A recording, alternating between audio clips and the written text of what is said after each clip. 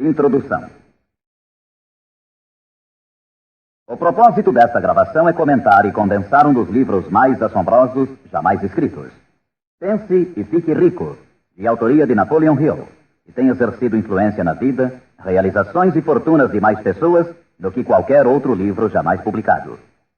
Em todo o mundo livre existem atualmente milhares de pessoas que têm triunfado em todas as linhas de trabalho e que hoje ocupam suas boas posições porque um dia encontraram e compraram um exemplar de Pense e Fique Rico. Qualquer uma delas estará disposta a confirmar isso, e com toda satisfação. Uma descoberta valiosa. Descobri pela primeira vez esse notável livro no outono de 1949. Ajudou-me a decidir de uma vez por todas como alcançaria a meta a que me tinha proposto. Unificou meu pensamento e abriu-me um caminho reto e claro até o ponto a que eu havia decidido chegar. Um de meus melhores amigos, que encontrou o livro há anos, ficou tão fascinado pelo seu conteúdo que permaneceu em casa durante 3 dias, lendo e meditando acerca das ideias ali expostas. Depois, aplicou seus princípios e agora ocupa a posição mais alta dentro da indústria em que trabalha. Por outro lado, tenho estado nos escritórios de altos executivos e tenho escutado dirigentes de empresas famosos mundialmente, alguns com idade suficiente para serem meus pais. Todos eram unânimes em afirmar que, após terem lido Pense e Fique Rico, seus negócios passaram a caminhar muito melhor. Qual é o segredo desse livro tão assombroso? Por que, entre milhares de livros sobre autoajuda, ele tem se mantido como a obra-prima mais destacada? Creio que para compreender o porquê, vocês teriam que conhecer Napoleon Hill, tanto quanto eu. Com certeza, não foi ele o primeiro homem que se rebelou contra a pobreza e contra a interminável luta ante a falta de orientação que via em seu redor quando ainda era um rapaz. Nem tampouco foi o primeiro a escrever sobre a matéria, mas possuía 2 habilidades únicas, altamente desenvolvidas, que raramente são encontradas num homem. A primeira era a maneira como focalizava seu tema. Hill procurava soluções para o êxito da mesma forma como um cientista busca trazer à luz da razão um segredo da natureza. Tratava de descobrir as formas do sucesso de igual maneira como Thomas Edison investigava os processos para chegar à luz elétrica, sem descanso, implacavelmente, até que a verdade, que sempre esteve ali, lhe foi revelada. Sua segunda virtude importante era a habilidade ou destreza para escrever sobre suas deduções, de tal forma que eram compreendidas intelectualmente num instante. Mas talvez o mais importante para este assunto em especial é que eram compreendidas também emocionalmente. O poder de modificar vidas. Quando alguém lê a última página de Pense e Fique Rico, já é um homem diferente. Um homem que se coloca de pé ao terminar a leitura e já começa a demonstrar as modificações que sofreu. Para ele, desapareceram as situações angustiosas, cheias de frustração e autoimpostas. Para ele, o caminho está livre. É um homem agora possuidor de uma singular capacidade de converter os sonhos em realidade, as ideias em fatos. O destino, a fatalidade, os maus efeitos das circunstâncias exteriores não mais o afetam. De passageiro do barco da vida, passou a capitão, traçando rumos e decidindo vidas. Para entender esse livro, temos inicialmente de compreender a realidade, o princípio ou filosofia que se estende como estrutura básica da obra. A menos que, seja o que for que você construa, esteja baseado na verdade, acabará com a estrutura caída e espalhada ao seu redor, como a armadura dos antigos guerreiros de Homero. O que não é baseado na verdade não pode sustentar-se. Não pode suportar a prova do tempo. A razão pela qual Pense e Fique Rico tem resistido à prova do tempo é porque repousa sobre uma base ampla e sólida, da qual se origina todo o sucesso do homem. O fato puro e imutável de que tudo começa com uma ideia. Um estado da mente. É uma filosofia baseada no fato de que a riqueza de qualquer classe começa com o que o autor chama de estado da mente. Pode-se começar sem nada mais que pensamentos, ideias, planos organizados ou algo semelhante. Os pensamentos são fatos. Fatos incrivelmente poderosos quando se agregam a propósitos, persistência e um desejo ardente de transformá-los em objetos materiais ou riqueza, considerando como tal aquilo que você pode desejar. Os sábios têm dito desde há muitos séculos, e há pouco Charles Asserami escreveu: a verdade é que a mente humana é um organismo tão real como qualquer músculo do corpo, mas muito maior em força e potencial, e assim como a fibra muscular pode reforçar-se para conseguir conquistas incríveis. Assim, pois, esta é a verdade na qual se baseia Pense e Fique Rico. Se você sabe o que quer, e se o quer com força suficiente para alcançar o tipo de persistência que não se pode conter, com toda certeza você conseguirá o seu ideal. Controlando sua mente, você controlará seu destino aqui na Terra. 2 passos para o sucesso. Tendo em vista os princípios acima, falaremos adiante sobre os famosos 13 passos rumo à riqueza, tal como Napoleon Hill menciona em sua obra, lembrando sempre que riqueza é qualquer coisa que você possa desejar. Entretanto, antes peço permissão para fazer 2 indicações importantes. A primeira é que é necessário ter-se em mãos um caderno de anotações, todas as vezes em que se ouvir esta gravação, a fim de anotar os pontos mais importantes. A segunda é que esta gravação foi idealizada para seu uso pessoal, acompanhando sua própria e estimulante jornada. Usar esta gravação para um grupo resultará apenas em auxílio temporário. Assegure-se de ter seu próprio exemplar, a fim de ouvir estas orientações, vez por outra, nos momentos especiais em que se sentir fora de rota. E agora, os 13 famosos princípios de Napoleon Hill. Primeiro princípio: desejo. Ponto de partida para todo sucesso. Primeiro passo para a riqueza. É aqui, precisamente aqui, que frequentemente tropeçamos num obstáculo. Algumas pessoas dirão: sei o que quero, mas como consegui-lo? Mais tarde, entraremos na questão da dúvida, mas de uma vez por todas esclareçamos se é possível ou não alcançar-se o que se deseja com toda a alma. Creio que Emerson expressou-se muito bem quando escreveu: nada existe pelo capricho da natureza. O fato de existir um desejo indica que os meios para realizá-lo existem na mesma criatura que o sente. Em outras palavras, não poderíamos ter um desejo sem que sua satisfação não fosse possível. Cada um de nós tem uma espécie de guia em seu interior, e nossos desejos se modificam segundo nossa capacidade e inclinação. Não importa o que você deseja, se o quer com toda a sua alma. Você o conseguirá, pois é inevitável. O desejo é uma obrigação. Em Pense e Fique Rico, Hill cita um exemplo após outro de que seu desejo ardente nada mais é do que uma espécie de retrato fiel do que você chegará a ser um dia. Portanto, determine agora mesmo e com firmeza o que você mais deseja, porque senão, como disse Helvécio, destruindo o desejo, destrói-se a mente. Todo homem sem paixões não tem em seu interior nem princípio motivo para agir. Uma boa forma de saber se em realidade você tem ou não um desejo ardente é examinar a maneira como procura alcançá-lo.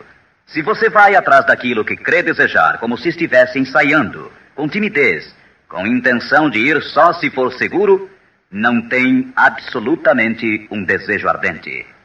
Nunca chegará à segunda base se ainda mantém um pé na primeira. Entretanto, se está disposto a queimar etapas atrás de si, dizendo de uma vez para sempre: isto é o que desejo e o farei de qualquer maneira, então você tem realmente o desejo que o conduzirá ao pleno sucesso. Com esse tipo de resolução, você será capaz de levantar-se após os tropeços que lhe sucederem. As únicas pessoas que não cometem erros são as que nunca tentam nada. Os tímidos são como afluentes de um lago. Nunca se aventuram ao mar amplo e profundo. Esses mesmos princípios atuarão sobre qualquer coisa que você deseje. Um lar harmonioso, uma carreira com mais êxito ou mesmo mais dinheiro para cuidar melhor de sua família e prevenir-se para os anos futuros. Para obter sua parte na prosperidade que o espera mais adiante, Napoleon Hill oferece a você a seguir 6 passos práticos e precisos. 6 passos vitais. Primeiro, fixe em sua mente a quantidade exata de dinheiro que deseja. Não é suficiente dizer: desejo muito dinheiro. Seja preciso com relação à quantidade. Existe uma razão psicológica quanto a essa precisão e que será abordada posteriormente. Segundo, determine com exatidão o que se propõe a dar em troca do dinheiro que deseja. Não é possível obter-se algo a troco de nada. Terceiro, estabeleça a data concreta em que terá todo o dinheiro que deseja. Quarto, idealize um plano definido para levar a cabo o seu desejo e dê início imediatamente. Quinto, coloque todas essas ideias no papel. A quantidade de dinheiro que deseja, o que dará em troca, a data exata e descreva claramente o plano idealizado. Sexto, leia sua manifestação escrita em voz alta pelo menos 2 vezes ao dia. Uma vez, imediatamente antes de deitar-se à noite, e outra, ao levantar-se pela manhã. Enquanto lê, sinta-se, veja-se e creia-se como se já tivesse o dinheiro, ou seja, qual for o seu objetivo. É importante que você siga estas instruções ao pé da letra. Ouça diversas vezes esta parte da gravação até que a conheça muito bem, pois o desejo é o mais importante dos 13 princípios. Este capítulo do livro termina com as seguintes palavras: através de algum estranho e poderoso princípio de química mental, ainda desconhecido, o impulso do desejo é envolvido por algo que não reconhece palavras tais como impossível e não aceita o fracasso como realidade. Segundo princípio, fé. A fé é imprescindível para o sucesso. Você jamais teria pensado em seu desejo principal se a fé não estivesse presente dentro de sua mente. Às vezes, você poderá encontrar dificuldades em ter fé em si próprio, mas tenha a certeza de que encontrará muita fé nesses princípios. Use-os, portanto. Vejamos o que Napoleon Hill diz sobre a fé.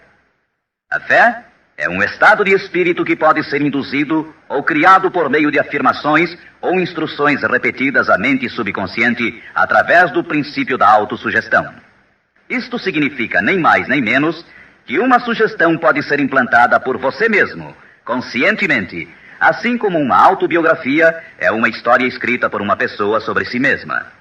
Projetando a imagem mental de você mesmo, tendo em destaque seu desejo principal e repetindo tal ação várias vezes, isso resultará na fé de que necessita. A fé é vital para o sucesso. O imperador Napoleão Bonaparte disse uma vez: todo andaime religioso se desarruma como um edifício em ruínas ante uma só palavra: fé. Por sua vez, Goethe afirmava: as épocas de fé são épocas frutíferas. As épocas de incredulidade, ainda que esplendorosas, são estéreis de todo o bem permanente. E como disse Schlegel, na vida real, toda grande empresa começa e dá seu primeiro passo com a fé. Portanto, tenha fé de que pode alcançar aquilo que busca, porque jamais você poderia ter se decidido se não pudesse alcançá-lo. Autoconfiança. Em seu capítulo sobre a fé, Hill oferece uma fórmula para a autoconfiança: repetir-se a si mesmo constantemente. Primeiro, sei que tenho a capacidade de alcançar o objetivo de meu propósito definido na vida. Portanto, exijo persistência de mim mesmo, ação contínua para a execução. E aqui agora prometo executar esta ação. Segundo, percebo que os pensamentos dominantes em minha mente reproduzir-se-ão com o tempo em ação externa, física, e que de maneira gradual transformar-se-ão em realidade física. Portanto, concentrarei meus pensamentos durante 30 minutos diários na tarefa de criar a imagem do que pretendo ser, criando assim em minha mente um retrato mental claro de minha pessoa e em decorrência de meu objetivo. Terceiro, sei que através do princípio da autossugestão, qualquer desejo que alimente com persistência em minha mente buscará com o tempo a maneira, através de meios práticos, para alcançar o objetivo que há por detrás dele. Portanto, dedicarei 10 minutos de cada dia para exigir de mim mesmo o desenvolvimento da autoconfiança. Quarto, detalharei por escrito os objetivos principais e concretos de minha vida. E nunca deixarei de tentar alcançá-los até que tenha desenvolvido a autoconfiança suficiente para isso. Quinto, sei que nenhuma riqueza ou posição pode durar muito, a menos que seja erguida sobre a verdade e a justiça. Por conseguinte, não participarei de qualquer atividade que não beneficie a todos os que dela participem. Terei sucesso em conseguir a cooperação de outras pessoas bem como em atrair o pessoal desejado. Induzirei outros a servir-me através da minha boa disposição em servir aos demais. Eliminarei o ódio, a inveja, os ciúmes e o egoísmo, oferecendo amor a toda a humanidade, pois sei que uma atitude negativa nunca me trará o sucesso. Farei com que os demais creiam em mim, pois creio neles e em mim mesmo. Terceiro princípio: autossugestão. Mediante a sugestão repetida, a mente subconsciente pode trabalhar para nós. Já fizemos referências a isso. A autossugestão é a faculdade de ser capaz de concentrar na mente o nosso ardente desejo, até que o nosso subconsciente o aceite como uma realidade e comece a imaginar os meios para realizá-lo. É daqui que provém os impulsos, as súbitas centelhas de inspiração e orientação. Agora resumiremos as instruções dadas no segundo princípio, fé, em relação aos 6 passos, autoconfiança, e as combinaremos com os princípios sobre a autossugestão, constantes no livro Pense e Fique Rico. Primeiro, vá a um lugar tranquilo, talvez na cama à noite, feche os olhos e repita em voz alta para que possa escutar suas próprias palavras, a manifestação escrita da quantidade de dinheiro que se propõe a acumular, ou uma reafirmação cuidadosa do que possa ser sua meta, bem como o tempo limite para alcançá-la, além da descrição do serviço ou mercadoria que se dispõe a dar em troca do que vai receber. À medida que põe em prática estas instruções, imagine-se já possuidor de sua meta. Suponhamos, por exemplo, que você se propõe a economizar em cruzeiros o equivalente a $50 mil até o dia 1º de janeiro, daqui a 5 anos, que se determina a prestar serviços pessoais em troca de dinheiro como vendedor. A manifestação escrita de seus propósitos deve ser a seguinte. Escreva: para o dia 1º de janeiro de 1900 e aconteça o que acontecer, terei em meu poder a quantia de cruzeiros que economizarei em quantidades diversas durante aquele período. Em troca desse dinheiro, prestarei o melhor serviço possível, rendendo o máximo como vendedor de... Escreva aqui o produto que se propõe a vender ou qualquer coisa que você faça para ganhar a vida. Tenho certeza de que, à época aprazada, terei esse dinheiro em meu poder. Minha fé é tão grande que já posso ver esse dinheiro diante de meus olhos. Posso tocá-lo com minhas mãos, pois está à espera de passar para meu poder tão logo eu preste o serviço que proponho a desempenhar em troca dele. Estou preparando um plano para acumular esse dinheiro e o seguirei à medida que o receba. Segundo, repita isto pela manhã e à noite, até que possa ver claramente em sua imaginação o dinheiro que se dispôs a acumular. Terceiro, coloque uma cópia do que escreveu onde possa vê-la dia e noite, quando se deitar ou levantar-se, até que possa recordá-la perfeitamente. Ao se dispor a colocar em prática estas instruções, você estará aplicando o princípio da autossugestão. Quarto princípio: conhecimento especializado. O integral conhecimento dos detalhes de seu trabalho ou produto é indispensável para alcançar o sucesso. Neste princípio, Hill destaca um ponto muito importante. O conhecimento constitui uma força somente quando está organizado num plano concreto de ação e dirigido a um fim definido. Ele nos diz: antes que você possa estar seguro de sua capacidade de transformar o desejo em seu equivalente monetário, necessitará de conhecimento especializado do serviço, mercadoria ou profissão que se dispõe a oferecer em troca. Talvez você precise de muito mais conhecimento especializado do que tem, ou do que pode adquirir normalmente.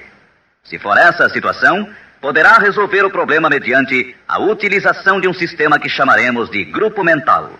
Mais tarde explicaremos do que se trata, mas por enquanto, reconheça que tem de aprender tudo o que possa sobre sua especialidade. Assim, dedique parte do tempo a cada dia para assimilar mais e mais sobre o que você faz para seu sustento. Frequente cursos que existam sobre a matéria, bem como associe-se a homens que conheçam bem sua profissão. Quinto princípio: imaginação. A imaginação é literalmente a oficina onde se formam os planos criados pelo homem. O impulso e o desejo recebem forma e ação mediante a ajuda da faculdade imaginativa da mente. Foi dito que o homem pode criar tudo o que possa imaginar. Como disse e ensina Napoleon Hill, toda mente humana pode alcançar o que pode conceber e crer. A única limitação do homem dentro do razoável reside no desenvolvimento e emprego de sua imaginação e da subsequente motivação para a ação. A automotivação é a chave. Os maiores dirigentes de negócios, indústrias e finanças, os grandes artistas, músicos, poetas e escritores chegaram a ser os melhores porque desenvolveram a força da automotivação. Enquanto você desempenha seu trabalho diário, pense constantemente nos meios pelos quais poderia realizá-lo melhor, com maior eficácia. Pense nas modificações inevitáveis. Podem ser feitas agora? Se você sente limitações, lembre-se das palavras do famoso arquiteto Frank Lloyd Wright. A raça humana construiu com mais grandeza quando maiores eram as limitações e, portanto, quando mais era necessária a imaginação para construir.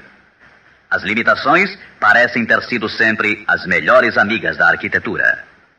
Quando você construir seu futuro partindo desse ponto de vista, não se preocupe com as limitações. Recorde que estas podem ser suas melhores amigas, posto que requerem imaginação se tivermos que nos levantar acima delas. E como disse Beecher, a alma sem imaginação é como um observatório sem telescópio. Sexto princípio: planejamento organizado. Para obtermos sucesso em um empreendimento que decida nossa vida, devemos ter planos perfeitos. Se você já decidiu qual é o seu desejo, qual é a sua meta, organizemos agora um plano para a sua realização, de acordo com um programa. Citarei novamente: pense e fique rico. Você já sabe que tudo o que o homem cria ou adquire começa sob a forma de desejo. Transforma-se depois, do abstrato ao concreto, na oficina da imaginação, onde se criam e se organizam planos para sua transição. Você tem que ter um plano. Anteriormente, foram-lhe dadas instruções para adotar 6 passos práticos e definidos como seu primeiro movimento para traduzir o desejo que você possa ter em seu equivalente físico. Um daqueles passos era a formulação de um plano prático, concreto, através do qual aquela transformação pudesse ser efetuada. Primeiro, alie-se com uma ou mais pessoas, tantas quantas necessitar, para criar e pôr em prática seu plano ou planos para o acúmulo de dinheiro que marcou como sua meta, fazendo uso do princípio da reunião de inteligências. É o grupo mental, e isso é muito importante. Segundo, antes de formar seu grupo mental, decida quais as vantagens e benefícios que pode oferecer individualmente aos membros do grupo que a formam em troca de sua cooperação. Ninguém trabalhará de forma indefinida, sem alguma forma de compensação, ainda que esta não seja em dinheiro. Terceiro, reúna-se com os membros de seu grupo 2 vezes por semana, pelo menos, e com maior frequência, se possível, até que tenham aperfeiçoado o plano ou planos para a consecução de sua meta. Quarto, mantenha uma harmonia perfeita entre você e cada membro de seu grupo mental. Tenha em vista 2 fatos. Primeiro, você está comprometido em um empreendimento de importância básica. Para obter sucesso, tem que ter planos perfeitos. Segundo, deve ter a vantagem da experiência, instrução, capacidade e imaginação naturais de outras mentes. Este é o método seguido por todas as pessoas que têm se sobressaído da média. Dedique-se a isto até que tenha um plano formal bem organizado para alcançar seu objetivo. Desta forma, você nunca estará confuso ou pensando no que deve fazer em seguida. Cada manhã saberá com exatidão o que vai fazer e por que o fará. Adquira estas qualidades de dirigente. É neste capítulo de Pense e Fique Rico que Hill nos fala das características que deve ter o homem que dirige. Primeiro, determinação. Segundo, autocontrole. Terceiro, acurado senso de justiça. Quarto, exatidão nas decisões. Quinto, precisão nos planos. Sexto, hábito de fazer mais do que recebe como pagamento. Sétimo, personalidade agradável. Oitavo, simpatia e compreensão. Nono, domínio do detalhe. Décimo, boa disposição para assumir toda a responsabilidade. 11º, sentido de cooperação. O capítulo sobre planejamento organizado é um dos mais importantes do livro. Basta dizer que um homem sem plano é como um barco sem rumo.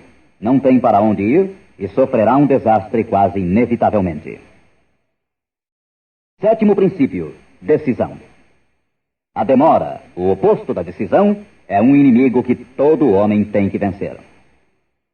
A análise minuciosa de mais de 25 mil homens e mulheres que experimentaram fracassos revelou que a falta de decisão estava na cabeça da lista das 30 causas principais do fracasso.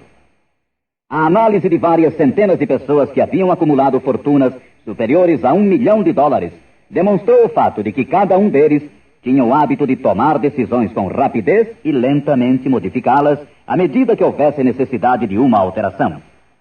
As pessoas que fracassaram em acumular dinheiro, sem exceção, quase sempre tinham o hábito de tomar decisões com lentidão e depois modificavam-nas com rapidez e frequência. Ter um objetivo concreto torna mais fácil a tarefa de tomar decisões rápidas. Entre os inúmeros exemplos citados por Hill, um dos mais conhecidos é o caso de Henry Ford. Uma das qualidades mais destacadas daquele industrial era seu hábito de tomar decisões concretas com rapidez e depois modificá-las com calma. Esse modo de ser era tão pronunciado em Ford que lhe deu reputação de obstinado. Foi essa aptidão que o impulsionou a continuar fabricando seu famoso modelo T, o automóvel mais feio do mundo, mas naquele tempo o mais prático, apesar de todos os seus assessores e alguns dos compradores insistirem para que ele o modificasse. Talvez Ford tenha demorado muito em fazer as alterações, mas o resto da história é que sua firmeza de decisão produziu-lhe uma enorme fortuna, sem que fosse necessário modificar o modelo, e seguramente a companhia hoje não está pior por isso. Quando você tiver uma ideia, apegue-se a ela. As pessoas que fracassam, em sua maioria, geralmente se influenciam com facilidade pela opinião dos demais, deixando-se inclinar sem dificuldades. Permitem que os jornais e falatórios dos vizinhos pensem por elas, mesmo sabendo que as opiniões são as mercadorias mais baratas da terra. Siga seu próprio conselho ao colocar em prática os princípios aqui descritos, tomando suas próprias decisões e seguindo-as. Não faça confidências a ninguém, exceto aos membros do seu grupo mental, e tenha muito cuidado na seleção desse grupo, escolhendo somente aqueles que simpatizem e harmonizem totalmente com seus propósitos. Os amigos íntimos e familiares, ainda que isto não signifique que o façam constantemente, atrapalham com suas opiniões e, às vezes, por causa do ridículo.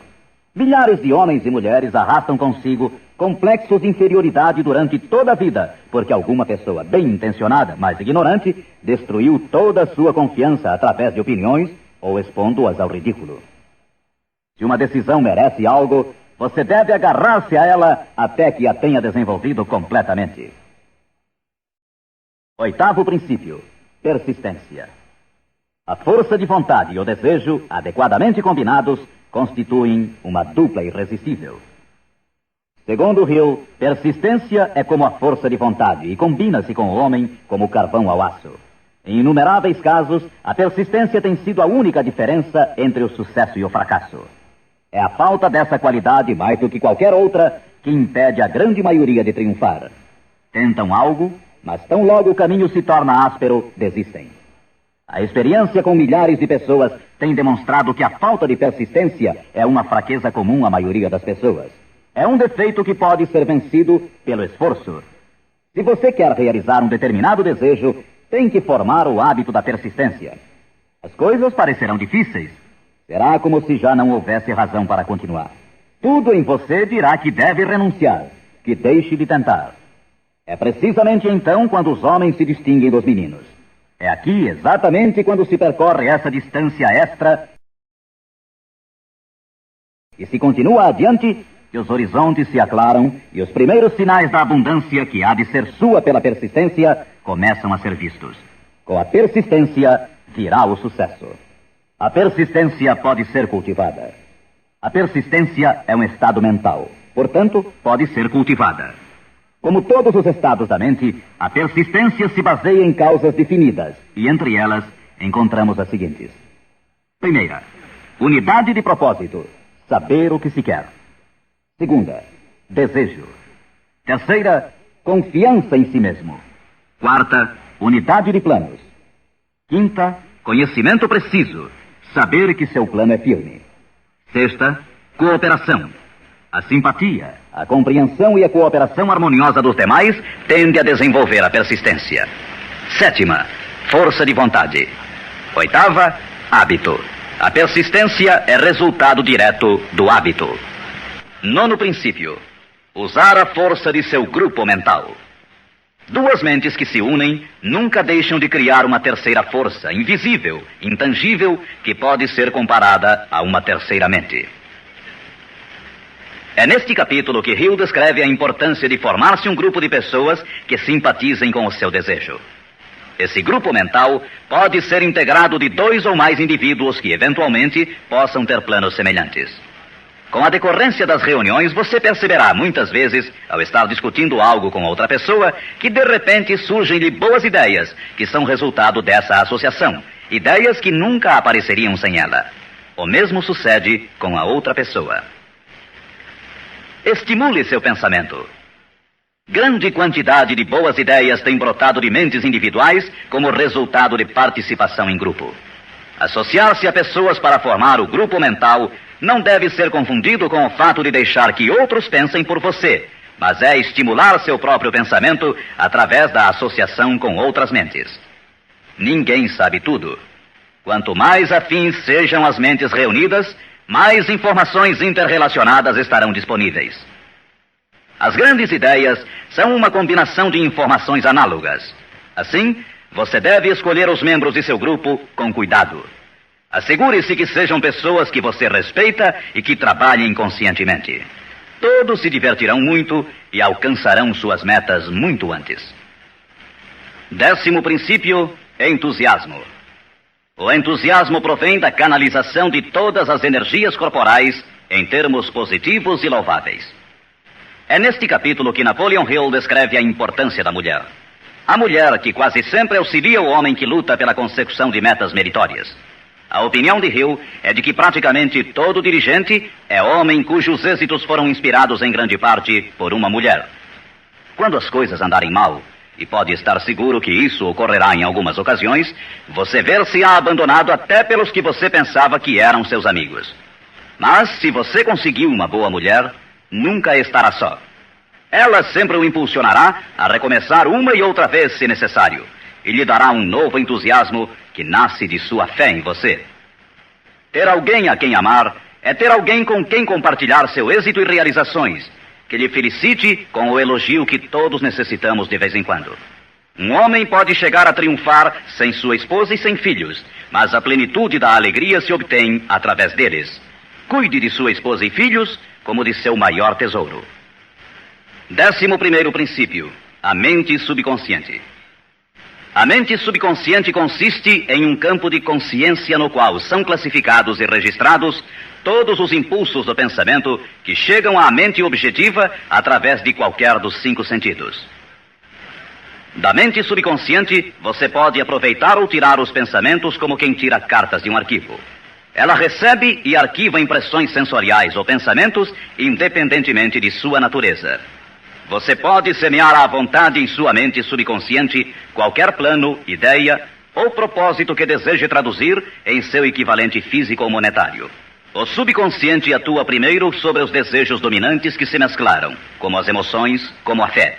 Sua mente subconsciente trabalha dia e noite. Mediante um procedimento ainda desconhecido para o homem, a mente subconsciente toma da inteligência infinita poder para transformar de maneira espontânea o desejo próprio no seu equivalente físico, usando sempre os meios mais práticos mediante os quais pode alcançar seu fim. Não é possível controlar completamente a mente subconsciente, mas pode-se entregar a ela qualquer plano,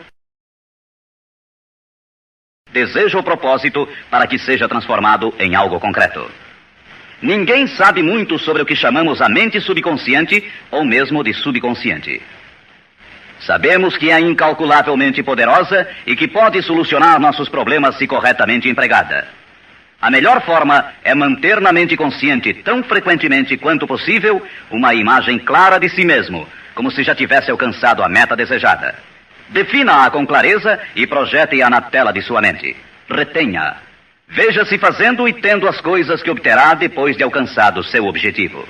Imagine isso tão a miúde quanto possível enquanto prossegue com seu trabalho diário, especialmente no momento de dormir e no instante de acordar.